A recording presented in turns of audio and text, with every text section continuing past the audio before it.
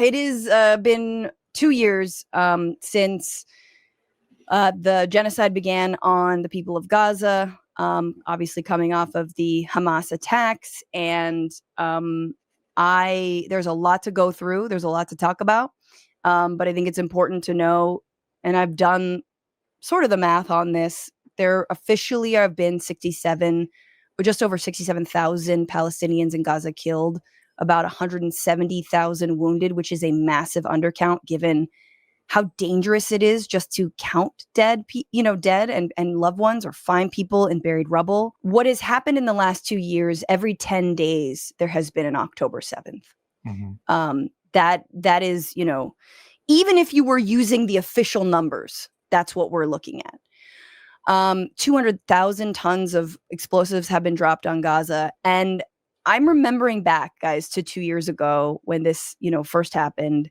And my initial, reaction was fear, and also was fear of this exact thing playing out, which is just an all-out assault on the people of Gaza. And I think it has, sadly, we who were saying it then were proven incredibly and horribly right.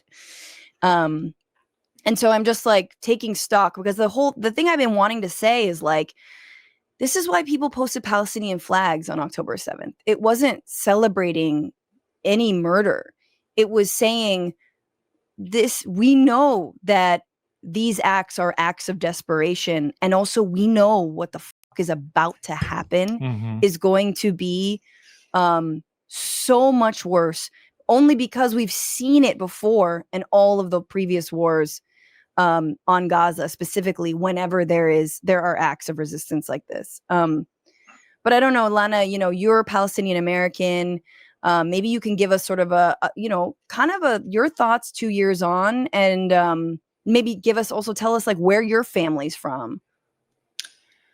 So my family is from 1948 Palestine. So their villages are gone. I still have family in the West Bank, in Bethlehem, in the Tesha refugee camp. My father spent his youth in the Kalandia refugee camp, which is outside of Ramallah. And I've also, I've been there. I've been to Gaza.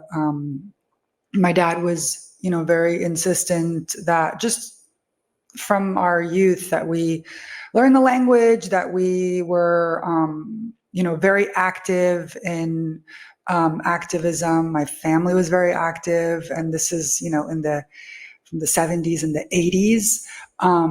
So, this was, during the time of, I guess, the PLO. And so we're very much like involved. I've also lost family, even, in the West Bank prior. I mean, that's the thing. It's like people just really get wrapped up in October 7th, and, not to be disrespectful, but it feels like it's just kind of a day, because for a lot of people, they've lost all of their people before anything like that happened. So it is, I was in Europe, actually, when October 7th happened. I had just left the Middle East on October 3rd. Wow. So I was in Santorini which is really, it's a good place to get bad news. Yeah, but it's also like, you're just like, okay, when you travel, you're not like online, you're not like, doing all that. So it was definitely like a feeling of like, when I'm back on the mainland, it's going to be different. And then also like flying back, I just knew when I flew back to LA, I'm like, things are different. Things are going to be different when I land. Yeah. Yeah. Absolutely.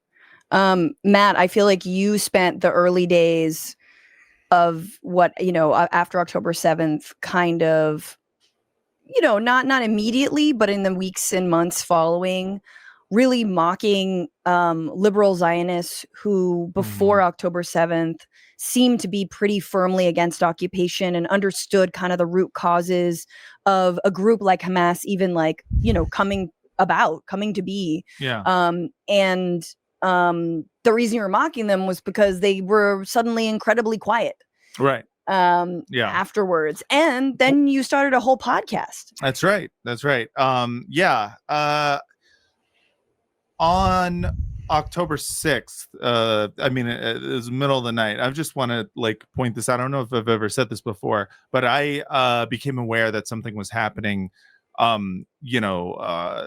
technically on the 6th or like midnight on, the 7th, when I opened up Twitter and I saw Michael Rappaport posting about already. Yeah. He was posting about, something's going down in Israel. I just want to say I'm Israel high, and we're going to destroy these terrorists. They're trying to. And I was just like, oh no, what's happening? Like immediately I was like, well, I guess Michael Rappaport is more of a Zionist than I knew. We'll see if that leads anywhere. Yeah. So I got my news from Rappaport that night. And I immediately, sank into a depression because, the next day we had been planning for our daughter's birthday. And, I knew that this day would forever be, at least in the Jewish community, would be associated with this attack rather than my wonderful daughter turning another age. And that pissed me off. I knew immediately that whatever was happening, as I saw like footage from it and people doing some cursory reporting early on, I was like, this seems like a massive humiliation for the not just the IDF but the entire like state of Israel. Like I mean, a massive embarrassment even to the ideology of Zionism as like, this is the only way the Jews will be safe is if we live in an apartheid state. And I knew that like this was going to be met with genocide. I mean, it was just so clear from the very beginning. And I think a lot of us knew that. And every time we pointed that out, obviously we were getting, told to shut up or told that we were getting yelled at by Oscar-nominated filmmakers and actors and writers. Yes. That was the nice stuff. Yeah, right. Yeah, that was the nice stuff. Yeah. I mean, we were obviously trying to. I think we were both trying to be somewhat diplomatic in the first week, where we were like contextualizing the attack. Without trying to be like, if you're mourning your dead, I'm not here to tell you they deserved it. That's never been. No, and I think the similar, the very same narrative we saw play out when Charlie Kirk was murdered played out on October 7th, which is like, why are you celebrating this? And people were not celebrating. Like, right. I mean, vast majority of Americans were just not. It was like, if anything, yes. But there was no like, the celebration was so painted on anyone who showed solidarity with Palestinians. Right, that was considered when there was no evidence of it. We were yelled at for essentially celebrating by mentioning the existence of apartheid in like, not now, guys. Yeah, not now. Exactly. It's not the time. Yes, this is not the time. This, attack exists outside of history. And in fact, the only thing you can tie this to historically is the Nazis. And that's when I knew. I was like, oh, this is going to be their 9/11. For them, this is going to be the propaganda that they use constantly in order to keep people consenting. This is and the other thing that made it feel like very much like 9/11 in the immediate aftermath was the lack of evidence to some of the crimes that they alleged happened, the beheaded babies, the babies in ovens. We've talked about Zaka Group on this show. We've talked about all the propaganda that is used, but that was very 9/11-y to me as someone who lived through 9/11, who was there, who was like, who did 9/11. Yeah, who did 9/11 exactly. It was just like, and even then there was more imagery, but it was like, we don't have to find out who bin Laden is, where bin Laden comes from, who funded bin Laden for many, many, many, many years. It's like, nope, we are going to war. This is the objective, over and over and over again. And so it all felt, sort of. Well, they cook it up so quickly. Exactly. Right. Exactly. It's like, okay, we got to get this done. Like 7 days in, you're already like dropping bombs, and it's just exactly. I mean, it was that very day they started bombing, and to me, I was it was just so disgraceful, because I was like, they don't even know that they're getting the okay to bomb targets just willy-nilly, because they're like, well, we have to do something. Let's kill some random people, And let me just be clear, having been there and having been to Gaza and been on those roads, the initial thoughts of like, okay, this happened, and then, the shock and going through the timeline, you're like, this doesn't make sense. Yeah. Because there's nothing like, they would stop us within 5 minutes of walking on a beach to tell us to leave in Tel Aviv. And you're telling me like within 6 hours, like nobody showed up. Like, it's such an impossibility when you've been there and you know how things operate, that you're like, it had to be like they delayed it on purpose. There's a lot of, the fact is there's a lot of questions still that we're not supposed, we're not allowed to ask and whatnot. We know that there was not enough security. They were pulled off from, the IDF was sort of pulled off from the region. I mean, there's a lot of questions about it, and they knew that something like this could happen. I mean, again, similar to 9/11, it was like they were warned that it was going to happen. They had, Egyptian intelligence, which works hand in hand with the Israeli government, was telling them that this was going to happen.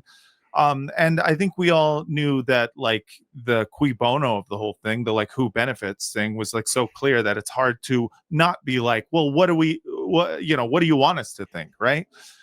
And whether or not, it's a case of the Netanyahu government knew and covered it up, or the Netanyahu government did the Hannibal Directive and actually was responsible for a lot of murders of their own people. Like, all of this is just different factors within like a greater picture of like the genocide that they are currently pulling off is a continuation of the genocide that they've been doing since 1948. And also, I think very revelatory, because no matter what, happened on the day, and the lack of care to, or to protect or whatnot, and again, hostages' family members are livid at the Netanyahu government, because the behavior of Israel since has been absolute disregard for the lives of the hostages, 78 of whom I believe are still alive. And it's like, what have they done that shows they are serious about saving lives?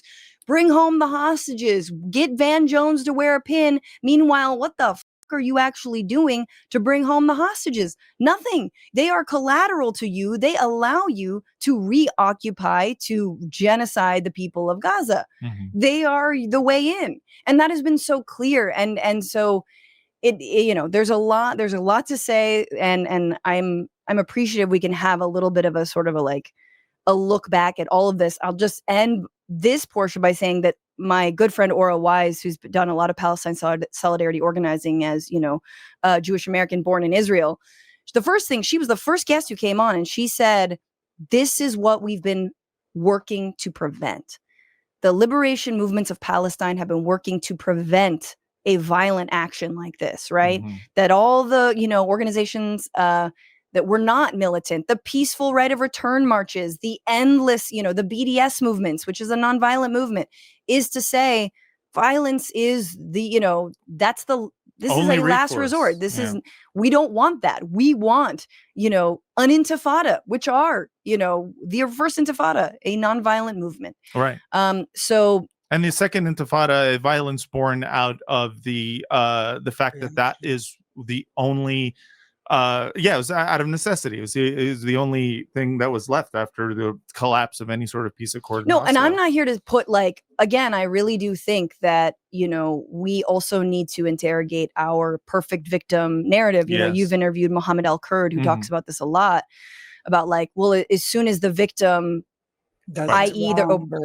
exactly, fights back in a way that you disagree with, suddenly you throw your hands up, which I think actually was sort of your initial, Matt, you calling out liberal Zionists for doing exactly that. It's like, now that gets really real, right, you've lost all sense of what this issue, what is at its core. Right. And you've shown your your hand a little bit at what actually matters to you. And at the end of the day, what matters to you is they were all very comfortable with Palestinians having no rights, having nothing. They were just all very comfortable with that status quo. That's all it is. Yes. Right.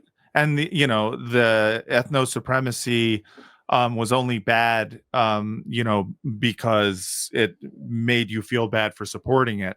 But you were able to support it if you put yourself in the cadre of people who were like, oh, but we're trying to fix it. And then as soon as, October 7th happens, it's just mask off. Well, it's ethno supremacy is necessary. And let's be real, who counts more as people? Yeah. Us or them? And it's going to be us. What's going on, Frantifa? If you haven't already, subscribe to this channel right now. Hit that button. And also, you can become a patron and support the show every single week. Get access to bonus episodes and exclusive merchandise. Patreon.com/Bitchuation Room. Do it.